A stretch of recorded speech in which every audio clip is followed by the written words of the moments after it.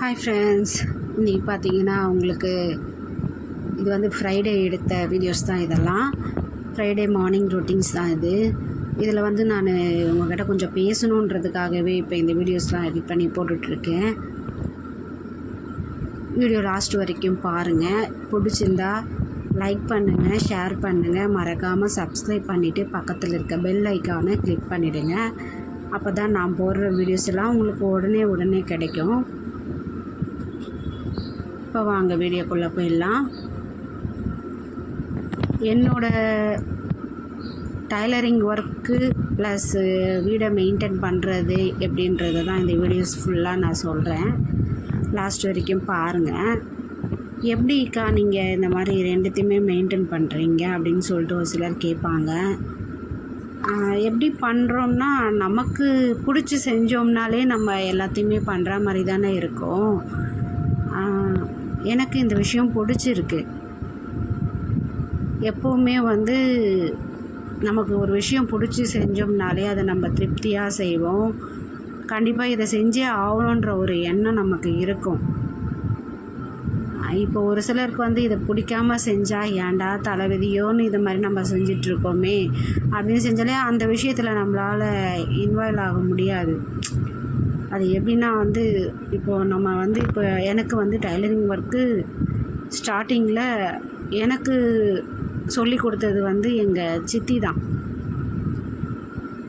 எங்கள் வீட்டில் எல்லாருமே வந்து தைப்பாங்க. அதில் வந்து நான் சும்மா ஒரு ஹெல்ப்பர் மாதிரி தான் எங்கள் சித்தி கூட இருந்தேன் நான். அதுக்கப்புறம் தான் நானுமே கொஞ்சம் கொஞ்சமாக அப்படியே கற்றுக்கிட்டே வந்துட்டேன். டைலரிங் கிளாஸும் போயிருக்கேன். ஆனால் வந்து என்னோடய சித்தி கற்றுக் கொடுத்த மெத்தடில் தான் நான் வந்து இப்போ ஸ்டிச் பண்ணுறது. அதனால தான் எனக்கு வந்து கிளியராக சொல்லித்தர தெரியல எனக்கு. இல்லைன்னா நான் கிளாஸே எடுக்கலாம். எனக்கு டைலரிங் கிளாஸு சர்டிஃபிகேட்லாம் கூட நான் வச்சுருக்கேன். எனக்கு இதில் வந்து இப்போது அவங்க சொல்லி கொடுத்த மெத்தட்லேயே நம்ம தைக்கிறதால தெளிவாக நம்மளுக்கு நான் அதாவது கண் பார்த்தா செய்கிற மாதிரி தான் அது சொல்லி கொடுக்க தெரியல. நான் அது இன்னும் கொஞ்சம் இம்ப்ரூவ் பண்ணணும்னு நினைக்கிறேன்.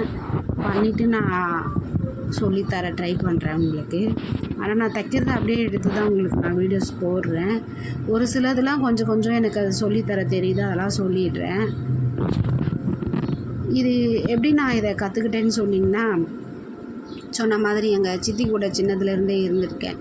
நான் வந்து வளர்ந்ததுலாம் வந்து எங்கள் பாட்டி வீட்டில் தான் வளர்ந்தது.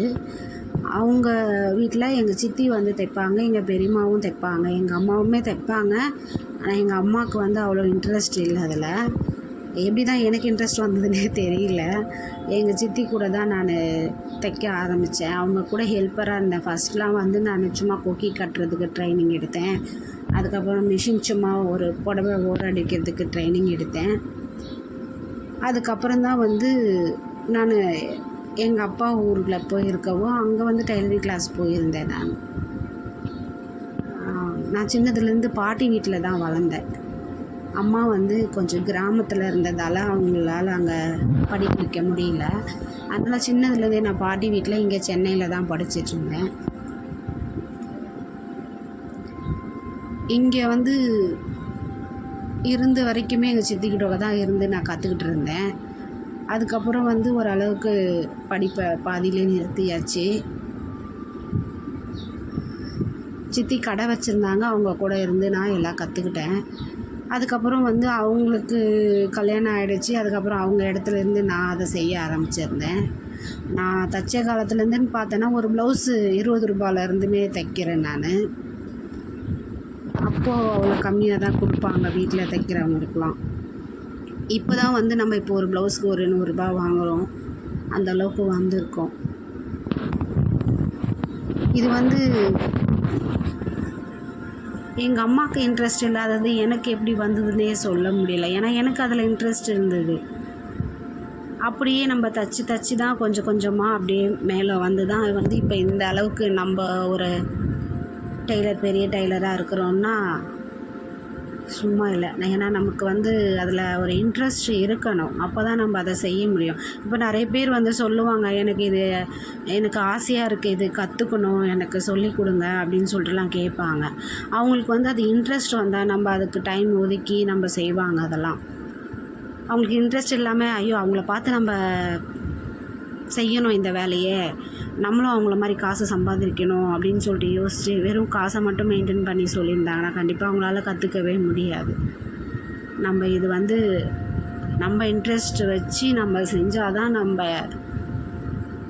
3 மாதன்றது 1 மாதத்துலேயே கூட கற்றுக்கலாம். அந்த அளவுக்கு நமக்கு அதில் இன்ட்ரெஸ்ட் இருக்கணும். அதே மாதிரி வீட்டையும் மெயின்டைன் பண்ணுற மாதிரி இருக்கணும். நம்ம எப்போவுமே அதிலே உட்காந்துட்டு இருந்தாலுமே வீடை நம்ம பார்க்க முடியாது. அதனால் தொழில் தனி, வீடு தனி அப்படின்ற மாதிரி தான் செஞ்சிட்ருக்கணும். இப்போதைக்கு எனக்கு உடம்பு சரியில்லாதால நம்ம ரெண்டுத்தையும் ஒன்றா வச்சு மெயின்டைன் பண்ணுற மாதிரி இருக்குன்றத சொல்லியிருக்கேன் ஏற்கனவே. நான் ஆரம்பத்துலேருந்தே நான் அப்படி தான் செஞ்சிட்ருக்கேன். ஒரு 5-6 இயர்ஸ் வந்து கடை வச்சு தான் தைச்சிட்ருந்தோம். நான் என்னோடய வீடியோஸ் பார்க்குறவங்க எல்லாருக்குமே தெரியும் என்னை பற்றி நான் சொல்லியிருக்கிறது.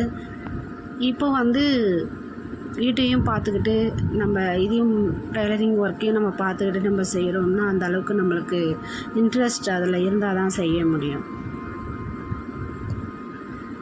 அந்த மாதிரி இப்போது நான் காலையில் இப்போ நம்ம எழுந்திரிச்சு வீடு வேலையை முடிச்சிட்டோம்னா அடுத்தது நம்ம இந்த வேலையை பார்த்தா தான் இதில் இப்போ இந்த டைமிங்லேருந்து அந்த டைமிங் நம்ம உட்காரணும் அப்படின்னு சொல்லிட்டு நினச்சிட்ருப்போம்.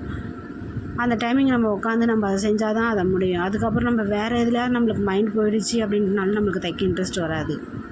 அதனால் இன்ட்ரெஸ்ட் மட்டும்தான், நம்மளோட நம்பிக்கை, நமக்கு இது கிடைக்கணும், நம்ம இதை செய்யணும் அப்படின்னு சொல்லிட்டு நம்ம ஒரு எய்ம் வச்சுருப்போம். அதை நம்ம நோக்கி போனால் தான் நம்மளை வந்து அந்த இலக்கை அடைய முடியும். இப்போல்லாம் வந்து நம்ம வீட்டுக்கு ஒருத்தர் சம்பாதிச்சாலாம் குடும்பம் நடத்தவே முடியாது. அது வந்து நடுத்தர குடும்பத்துக்கு தெரியும். அது ஒருத்தர் வருமானத்தை வச்சு எதுவுமே செய்ய முடியாது அப்படின்ற மாதிரி நல்லாவே தெரியும் எல்லாருக்கும். நம்மளும் கூட இதை செஞ்சோம்னா குடும்பத்துக்கு பெரிய ஹெல்ப்ஃபுல்லாக இருக்கும் அப்படின்றதுக்காகவே மெயினாக இதை நிறைய லேடிஸ் கற்றுக்கிட்டு செய்வாங்க. இதை இப்போ நம்மளால் என்ன செய்ய முடியும்?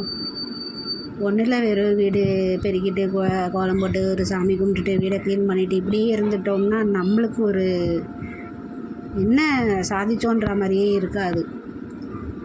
நம்மளும் இந்த அளவுக்கு ஆகணும், நம்ம எப்படி செய்யணும், நம்மளும் ஒரு சம்பாதியம் இருக்கணும் நமக்கும் அப்படின்ற மாதிரி நம்ம நினச்சி செஞ்சோம்னாலே வந்து நமக்கு இதில் ஒரு இன்ட்ரெஸ்ட் வந்து நம்ம வேலை செய்ய ஆரம்பிப்போம். அந்த மாதிரி தான். இப்போ இன்றைக்கி வந்து இந்த வீடியோ ஃபுல்லாகவே வந்து நான் என்ன சொல்லியிருக்கேன்னா, லேடிஸ் வந்து முதல்ல சம்பாதிக்கணும். உட்காந்து நம்ம கஷ்டப்பட்டு அதை சம்பாதிக்கணும். நம்ம வந்து வீட்டில் உட்காந்துட்டு இருந்தாமலே நமக்கு வேஸ்ட்டு, நம்மலாம் வேஸ்ட்டு அப்படின்ற மாதிரி தான் எனக்கு தோணும். நான் இதை பற்றி இன்னொரு வீடியோலையும் நான் பேசுகிறேன். இது வந்து ஃப்ரைடே ஃபுல்லாக காலையிலேருந்து செஞ்ச வேலையை எடுத்தது வீடியோஸ் தான் இது. மேலே இருக்க துளசிக்கும் அன்றைக்கி பூஜை பண்ணியிருந்தேன்.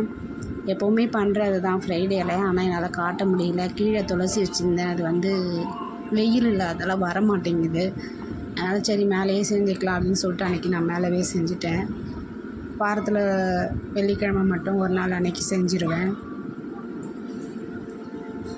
அன்றைக்கி வந்து பாப்பாவுக்கு எக்ஸாம் வேறு ஸ்டார்டிங்காக, அதனால் ரொம்ப சீக்கிரமாகவே எல்லா வேலையும் முடிச்சுட்டு பாப்பா கூடயே ஸ்கூலுக்கு போயிட்டு வந்துட்டு இருந்தேன்னா அதனால் எல்லாமே காலையிலேயே ஃபினிஷ் பண்ணிட்டேன். தயவுசெய்து பெண்கள் வந்து கொஞ்சம் யோசிங்க. நான் இவ்வளோ தூரம் சொன்னது மைண்டில் வச்சு அதை யோசனை பண்ணி செய்யுங்க. நான் பேசினது உங்களுக்கு ஒரு மோட்டிவேஷனாக இருக்கும்னு நினைக்கிறேன். அடுத்தடுத்த விலாகில் இதை பற்றி பேசலாம்.